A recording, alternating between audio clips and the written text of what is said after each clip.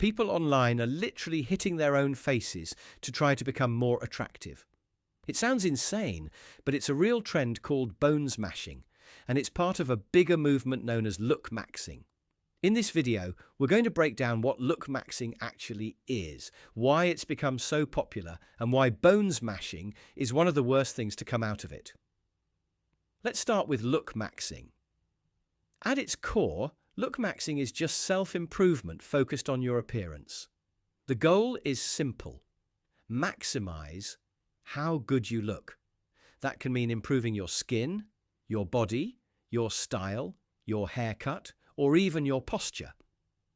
And to be clear, a lot of this is completely normal.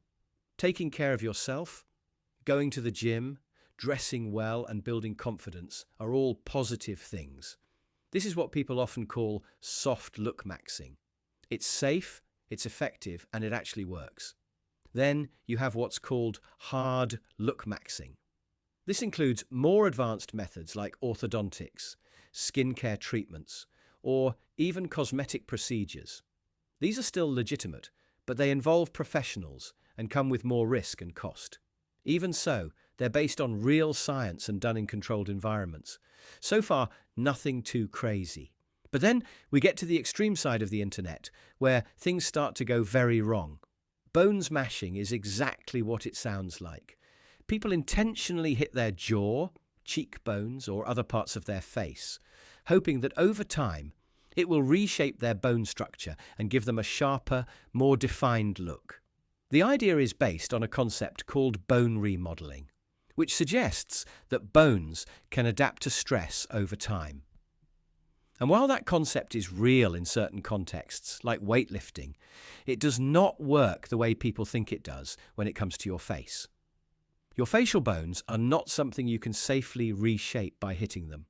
When you apply random blunt force to your face, your body doesn't respond by improving your appearance. It responds by trying to protect itself. That means swelling, bruising, and in more serious cases, fractures or nerve damage.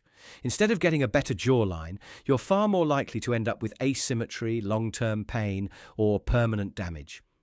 There is no credible scientific evidence that bonesmashing improves facial structure. None. What it actually does is increase your risk of injury. And the worst part is that some people don't realize the damage until it's too late. So why do people fall for something like this? A big reason is social media. Platforms are filled with images of people who look perfect, with sharp jawlines, flawless skin, and ideal proportions. When you see that constantly, it creates pressure to measure up. Over time, that pressure can turn into insecurity. Another reason is the desire for quick results. Real self-improvement takes time. Building a better physique can take months or years. Improving your style and confidence takes effort and consistency. But trends like bonesmashing promise a shortcut. They make it seem like you can skip the hard work and get results faster. That's what makes them appealing, even if they don't actually work. The reality is that there are no shortcuts when it comes to improving your appearance in a healthy way. The methods that work are the ones that are consistent, safe, and proven over time. If you actually want to look better, there are a few key areas that make the biggest difference. First is your physique.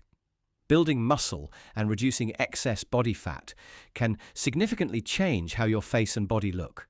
Second is grooming. A good haircut and a basic skincare routine can make a huge impact. Third is style. Wearing clothes that fit well and suit you properly can completely change how others perceive you. And finally, posture and confidence. The way you carry yourself matters more than most people realize.